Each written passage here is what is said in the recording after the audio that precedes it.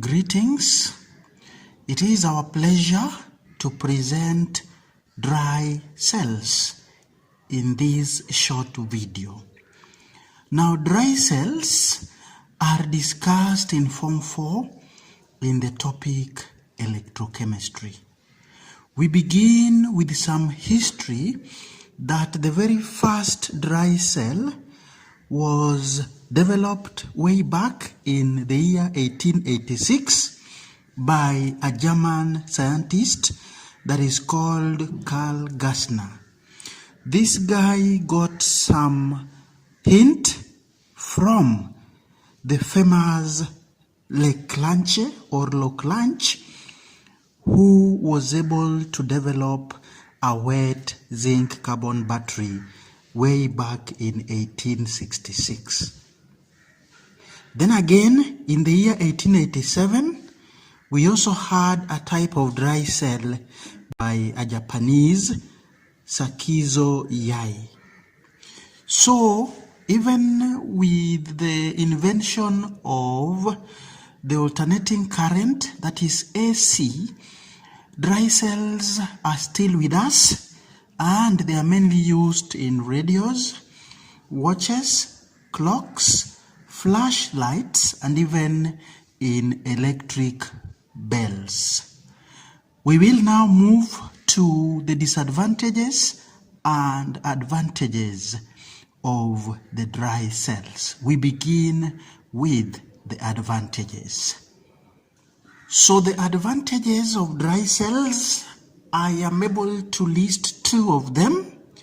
One is that dry cells are cheaper than the other sources of DC, direct current, that we have around. Two, dry cells are more convenient to use since the electrolyte in them is in the form of a paste rather than a liquid. So we avoid spillage or leakage, as is the case with other cells.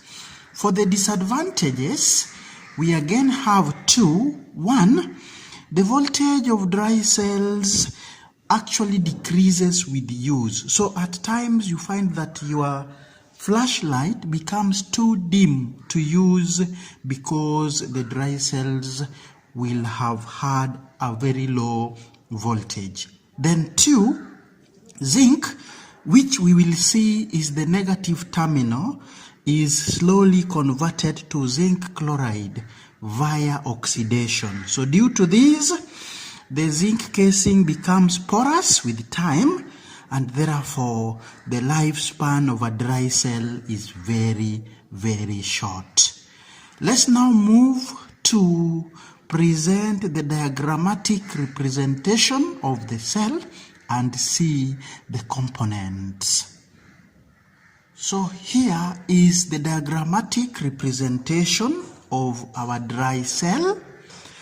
A typical dry cell consists of a zinc can. We are sorry for the faintness of the writings. So we have a zinc can here which forms the negative terminal, and a graphite rod or a carbon rod forming our positive terminal. Now, around the graphite rod, we have powdered carbon that is mixed with manganese 4 oxide. And then we also have a mixture of ammonium chloride and zinc chloride in form of a paste. Then we do have brass cap up here and a sealing material.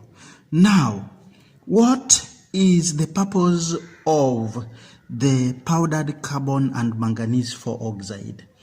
Now, the powder increases the surface area of the positive terminal, and then manganese 4 oxide would oxidize the hydrogen produced at the electrode to water.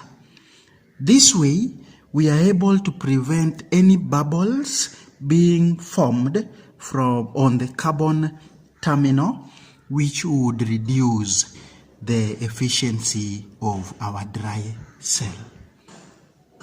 Let's now look at the reaction at the negative terminal and the reaction at the positive terminal, beginning with that at the negative terminal. So at the negative terminal, we oxidize zinc to zinc ions. So this is a disadvantage because we had said that this reaction slowly converts zinc to zinc chloride, and then our zinc casing becomes porous, making our dry cell to have reduced lifespan. For the positive terminal, we have a reaction involving ammonium ions, manganese 4 oxide, and acceptance of 2 electrons, and therefore reduction. We are able to get manganese 2 oxide, ammonia gas, and water. So the ammonia does not escape as it forms a complex with the zinc chloride in the paste. With that, we've had a discussion on some history of dry cells, including diagrammatic representation and the reactions at the terminals. We now end this video by looking at 2017 KCSE Chemistry Paper 1, where dry cell was tested. KCSE Chemistry Paper 1 for the year 2017. Question number 3. The diagram in figure 1 shows a section of a dry cell. Study it and answer the questions that follow. So, this diagram, we've talked about it. A is the paste of ammonium chloride and zinc chloride. Zinc casing has been shown.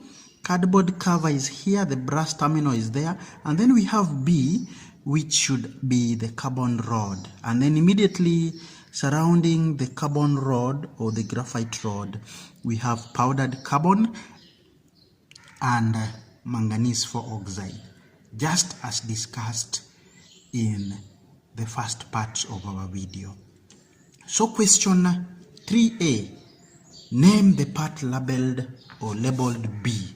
You agree with me that this part is actually carbon electrode, or you can call it graphite electrode, for 1 mark as dictated in the year 2017 by the examiner. B, the part labeled A is a paste. Give a reason why we can't use the same in dry form. So it is a paste to allow movement of ions. A student had an option of writing to have it as an electrolyte, and we also would say that in dry form the ions are immobile. So all these would be worth 1 mark.